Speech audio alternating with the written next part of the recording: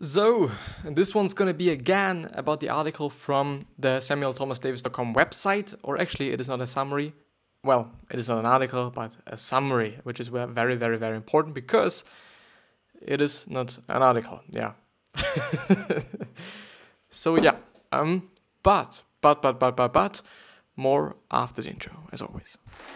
As always, and as every day, and as quite every week, as every month, as every year. Maybe there's going to be something different, maybe there's actually going to be something different in the future, because who knows, who really knows. But yeah, and before I actually go and talk about the article and or the summary, I'm just really willing to say you and tell you that there's also an audio only version of this particular episode. So if you do not have the time for actually going through a 30-minute episode, then please check out the podcast. Everything should be down in the description, and I'm just seeing that I'm having some issues there, or I had some issues there. But, so please go down in the description if you do not have the time to actually watch the full video and go to the podcast. The podcast is basically an audio only version if you don't know what a podcast is, so you can listen to it. You can listen to it as you would be listening to music, which is insanely amazing. Just because you can then walk your dog besides you're just, listening to this particular episode, or you're doing something else. There's so many different things that you can be doing while you're listening to this. Maybe you're learning, maybe you're doing something else. I don't know, but it is way more efficient than actually watching a YouTube video, which is the beauty of it, actually, which is the really, really amazing part of it. But yeah, with this being said, hello and welcome back to the next episode of the Self-Development with Tactics, or SDWT podcast. I am just really pumped, to go through this one and to actually talk about this great summary, because it is actually very interesting, It is actually very interesting, and the topics and all the things that he's pointing out there, those quote-unquote secrets, as he calls them, or they call them, because there are two authors, they are great, they are really amazing and also very, very interesting. Yesterday, and also the day before, this is actually the third episode of this particular summary, or featuring this particular summary, which is, like, on one hand, it is really good for me, just because I do not have to rewrite the description just so many times, but I only can just kind of differentiate certain things, or can change up certain things, which is just pretty efficient for me, and which is pretty just time consuming, just if I would be doing it in a different way. But yeah, on the other hand, it is maybe not really that nice for the people that are just, I don't know, that are jumping in the third one, or in the seventh one, or whatever, because yeah, then you're not having the full experience, you're not having the full exposure, quote unquote, and everything is kind of like, yeah, you don't know really what it's all about and whatsoever. So there's definitely also a downside of that. But yeah, I think yesterday we've actually come up to, or went to the 18th point or something. Yeah, I think, yeah, we've actually gone through the 18th, but not the 19th point, or secret, or statement, or whatever you actually want to call it. And the 19th one is, and I'm going to read it. So when people comply with a small request, they are more likely to comply with a similar or larger request later, due to their need to be consistent. Homeowners agreed to have an unsightly billboard placed on their lawn after agreeing 2 weeks earlier to have a small sign placed in their window. Because I've actually read it before, I do really have to say that I don't know. I don't know if this is actually a good example for that, because the thing is, like, if somebody comes up to me and asks me, like, okay, you're getting $50 each day, when we are just allowed to give you a sign and you place it into your window, or in your window. I'm totally gonna be, yeah, okay, just do some advertising shit there in my window. I don't give a fuck, but I'm getting $50 for that. It is amazing. And then they come up again to me and are like, okay, you're gonna get $200, just in total, if we also can just put a small sign into your fucking lawn. Yeah, I'm also gonna do that, because obviously I might be just in debt, or I might be just in need of this money. And therefore, I'm just being okay with that, which would make sense for me. But like, yeah, the thing is, they haven't been talking about money there. They have just never been talking about money there. So I don't know. Like, I don't know if I can assume that. I don't know if I if this would make sense or something. But maybe, maybe it is the case. But the thing is, like, yeah, it is something that I've been talking about just ages ago, or it just feels like ages ago, that when you ask someone and he or she says yes, that the probability of he or she saying yes again is relatively high, which might be a common tactic. I don't know, please don't just, judge me on that or something. It might be relatively common, but it might also be just a relatively uncommon thing. Like, maybe in marketing, people use it like, okay, are you in need of just a new car? Do you want this and or that car? I don't know. Like, the goal there is to actually make this person say yes as many times as possible, because then the probability and or the chance that he or she is saying yes to one of your requests is way higher than if she said no, or if he said no, which is, I think it makes sense, to some degree, and, through common sense and through just thinking about it, I guess, you can definitely also kind of relate to that maybe. But yeah, this is just what popped into my mind, this is what I've been thinking about. This is what I have seen or something, I don't know. The 20th one, the 20th one with the influencers. Well, no, it is not about influencers. So to influence or persuade, I'm always just talking about persuasion, like to pursue something, like pursuing your dream. I always mix it up with this one. I don't actually know why, but might be because it's like just relatively similar. Like, actually not, but pronunciation and stuff. Like, yeah. So to influence or persuade others, label a trait, attitude, belief, or label to a person, and then make a request of that person that's consistent with that label.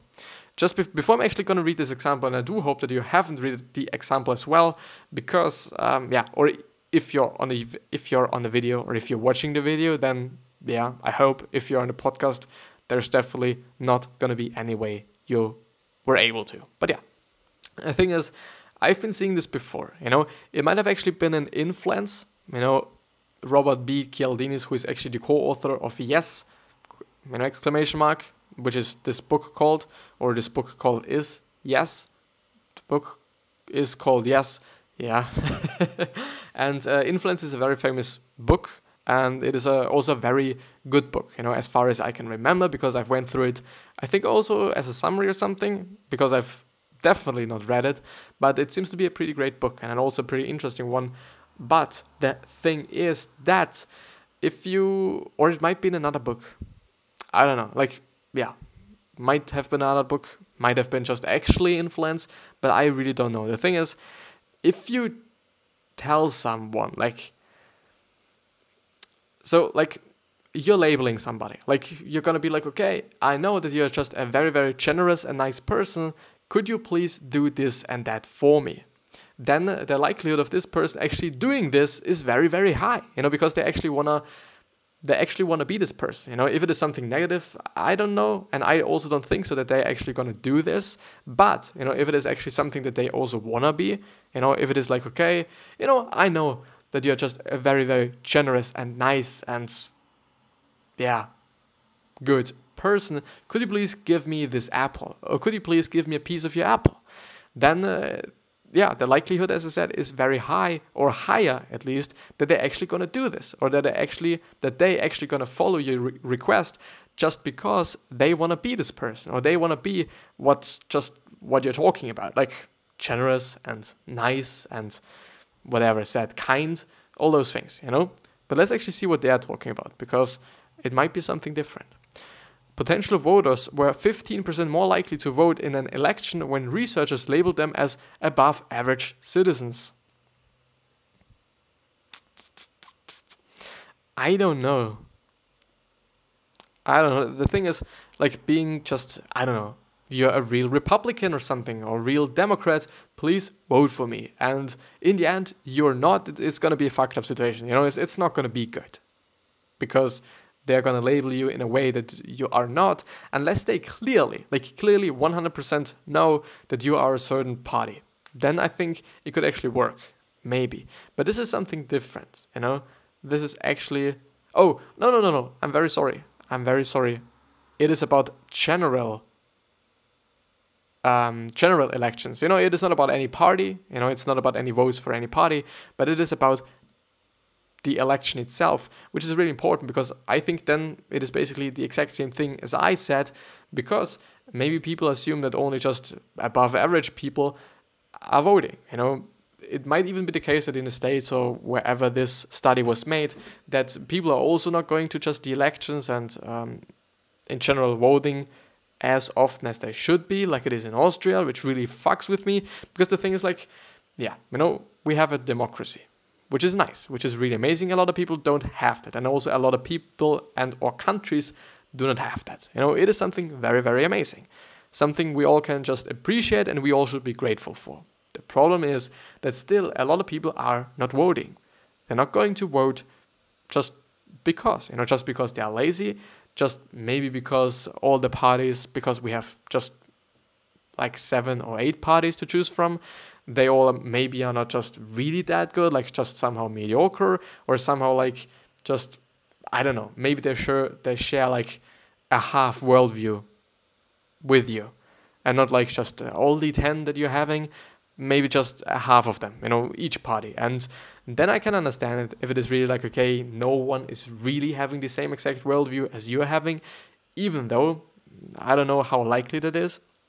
But most often it is just because people are lazy. And I really don't like that, just because, you know, we have the opportunity. Like, we have the opportunity to vote, so why won't we vote? You know, this is one of the just relatively rare occasions when we, you know, as citizens can actually decide something. Actually deciding something that's heavily influencing the country and the country's economy and the country's behavior, if you can say that like this, I don't know, but it definitely changes the country to some bit or to some degree, or in some bit or degree. But yeah, like, this is my rant on voting. Literally, like, really. Please go voting if you can go. You know, if you're just having the right to go, just go vote, please. Because I don't know what it is being like in your country, or what it is in your country, because we can vote just when we are 16, you know, up to just like till you die, basically. But it might be different in your country. So please go vote when you can go and vote, please. Yeah, would be nice. The 21st, I'm sorry. The 21st, when people are asked to predict whether they'll engage in a socially desirable behavior. By the way, I'm very sorry. I haven't seen it. I didn't see that. I'm sorry. So what did I see?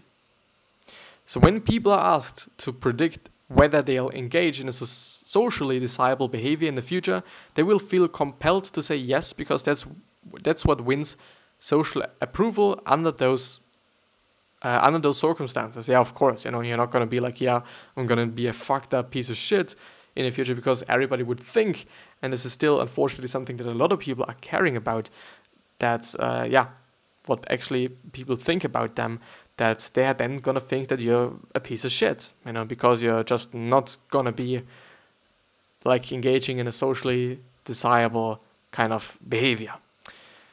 The thing is, in general, something that I've seen somewhere else. I don't know where, you know, I don't know when even. But the thing is that people in general are like very likely to be relatively optimistic and positive about the future, but not necessarily about the present, which is something really interesting. You know, maybe it is because they just have the time to actually do something good, or to just change their behavior, or change something to the good. Might be because of that, it might be just because they're completely different reason, but the fact is that people are actually very, very optimistic about the future, just compared to the present, which is interesting, in my point of view at least. So further, after most, if not all, of these people have publicly stated that they'll perform the socially desirable behavior, they will be motivated to behave consistently with the commitment they have just made. So a restaurant owner reduced the percentage of no-shows by having his receptionists change what she said from please call if you have to cancel to will you please call if you have to cancel. So it is a question, like a statement and a question, and then I see, because they actually had the problem with people being like, okay, I'm willing to have a table, can I please get a table for Monday afternoon? And then they just don't come. And it's definitely going to be just some fucked up shit for those people. And also for the restaurant, just, because they're not able to make any money because of this one table or with this one table, because it is reserved for somebody that is not actually attending their reservation, basically. The thing is, if you just ask like, okay, will you please call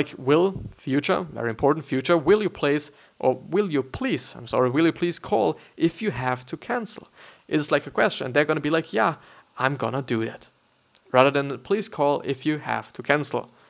It is like, okay, yeah, I'm going to do this. I think just as I'm kind of thinking about it, just as I'm receiving it, just as I'm just talking about it as well, will you please call if you have to cancel is definitely something, at least for me, it feels just way more like personal, like way more just a question for me, like it is something that people say to me in particular, and it is not like, okay, just a statement that people just say, but I guess the tonality there also really matters, because in general it really matters, because it just matters, because it can let something sound very, very generous. It can let something sound very arrogant. It really makes a huge difference. It really does. Pretty interesting thing, to be honest, and also something you have to look out for, because, just the exact same statement, the exact same thing that you want to communicate could be just something completely different just because you have been because you have had a weird tonality, because you have just said something, maybe even not just on purpose, but just because it happened, which also happened to me as well, just because it happened to just sound a little bit different than you actually wanted it to sound. Could be the thing, could actually be happening, it happened to me. Therefore, The 22nd one. Commitments that are made actively, like writing down goals, have more staying power than those that are made passively.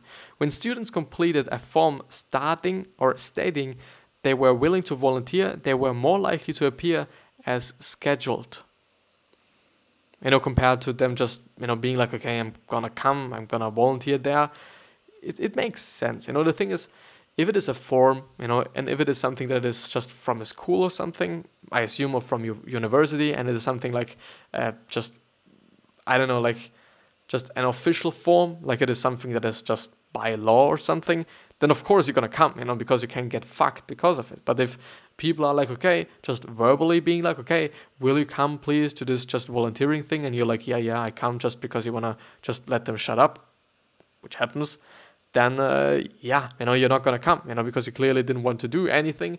Maybe also because, which is just the quite opposite of having something written down, maybe just because you think like, okay, nobody's gonna just be mad at you. But if it is something that is like a form, like just somehow like a contract as I'm thinking about it, then it might be something completely different. You might be feeling about it completely different, as I'm just kind of receiving it, as I'm just going through those scenarios, me sitting in classroom and just writing a fucking form or filling out a fucking form, it definitely feels different, than saying something verbally. The 23rd one. To increase the likelihood that people will remember and carry out the commitments they make, ensure that the request is accompanied with prompts that help people to create a concrete plan for where, when, and how they will go about accomplishing what they have agreed to do. Voters were more likely to vote in an upcoming election when they were then asked how they planned to travel to the polling station on election day. Really interesting. But I'm gonna just ask what. I'm gonna just read this statement or secret again. So to increase the likelihood that people will remember and carry out the commitments they make, ensure that the request is accompanied with prompts that help people to create a concrete plan for where, when and how they will go about accomplishing what they have agreed to do. I don't know, but it just somehow feels like, and also just sounds like, that would just work, and it is something different than just being like, okay, will you come to volunteer with me and whatever, rather than, okay, on Monday we're gonna just volunteer, do you remember? How will you come to the trainway station? Will you come by bus, or will you just, I don't know, ride on horseback? I don't know why, but maybe you're doing this, maybe. Who knows? The 24th one. To ensure that the marketing message is persuasive, you need to free people from their previous commitment, but also avoid framing their previous decisions as a mistake.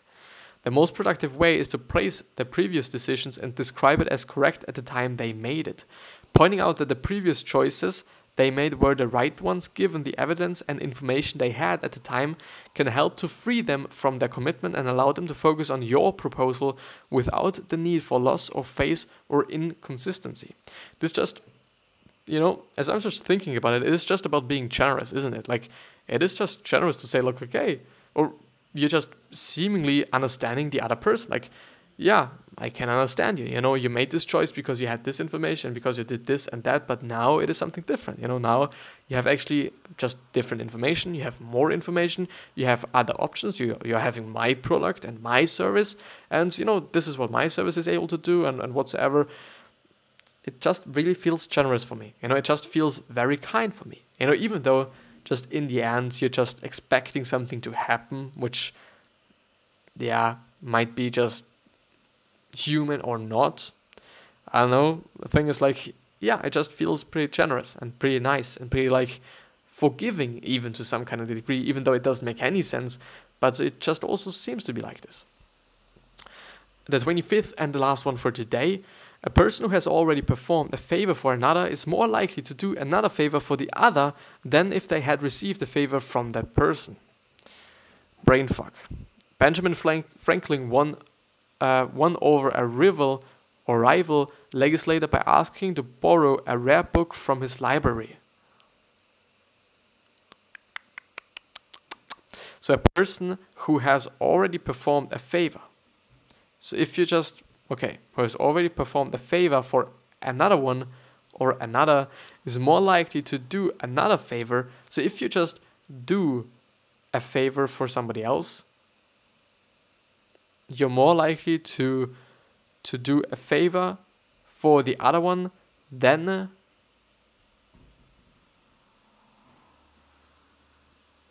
does it mean like, okay, you're more likely to give a favor than you actually are likely to just receive one? So Benjamin Franklin won over a rival legislator by asking to borrow a rare book from his library. Ah, I see. Like, it is, as I'm just thinking about it, it might have been like, okay, Benjamin is like, well, hey, rival legislator, can I get a book from you, a pretty rare one, please? And he's like, but yeah, you can have it. Like, it is fine, have it, you can read it, but please give it back to me tomorrow. And then there's just some election or whatever it was, I don't fucking know, I don't know the system actually. Then they were like, okay, Benjamin is like, well, like not as obviously as I'm just gonna tell it, but could you please let me win? And he's like, well, I gave you my rare book, I gave you a favor, I did perform a favor, I'm also doing this favor of just, I don't know, letting you win. Just, it is a pretty kind of tough one. I don't know if it is like on such a scale, like from 0 to 100 basically, but it might be the thing. Like, who knows? Who knows? But yeah, this is actually it with the summary. But, as always, we're actually going through one question. I'm picking one question from Quora, from a person from Quora that I'm somehow received. I don't know how it is actually working. I still have to figure it out. I haven't done it yet. I should. Yeah, I definitely should. But, let's actually have a look. Let's actually have a look on these questions. And you also can just tag me on Quora if this is something you can do, or hit me just up on social media. Then I'm obviously and for sure gonna take one of your questions and review it, talk about it, whatever I'm gonna do. I don't know. But yeah, 1, 2, 3, or quite nothing. Let's actually go to the top, and let's 1, 2, 3. Well, let's actually take it. So, what is your favorite fiction book I should listen to? How do you prefer your books? Is it like, how do I prefer to consume them? Or something else? But my favorite fiction book, if it is about English, it is an English question, so I'm gonna answer it with an English book. It's probably gonna be George Orwell's 1984. There's still another very good book that I've read in German, which is Nicht weit vom Stamm, from, I don't know, and also Millionaire from what is it called? Tommy Jaud, I guess, and also just all the other books from Tommy Jaud.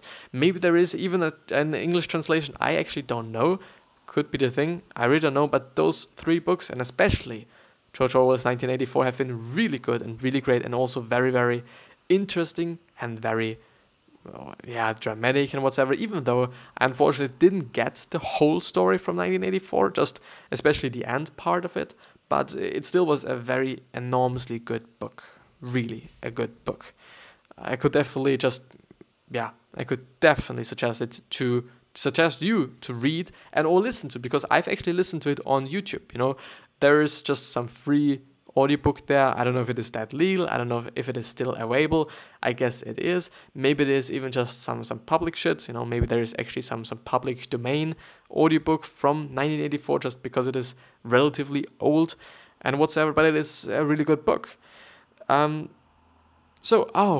book should I listen to? I'm very sorry. You can listen to George Orwell's 1984. The other German ones, I don't know if there's actually some audiobook version of them. But I guess Tommy Jaud's Millionaire and I don't know, Hummeldum and whatever there is from him, they all are available. Also maybe on Deezer, for example, Millionaire is available on Deezer for free, completely for free, with some just advertisements and whatever, but it's for free apparently. And the other ones I actually don't know. But this is going to be the end of the episode, I guess. This is going to be the really end. I really have to thank you for going through this with me, and I hope that you've liked it. And if you've liked, please subscribe to the podcast and also subscribe to the YouTube channel. It would really mean the world to me, really. I'm putting just quite some work into what I'm doing here. I wish you the best health, happiness, and also success. And I also hope that you're going to remind yourself how you're going to be remembered. Just because it is your legacy, and I think you are willing to be remembered as a good, just person. And even though the thing is, no matter how nice you are, no matter how just generous and whatever you are, there's still going to be someone that doesn't like you or dislikes you and maybe even hates you. And something else that I'm willing you to just think about is your purpose. So why are you here? What are you trying to change? And what is something that is bothering you the most?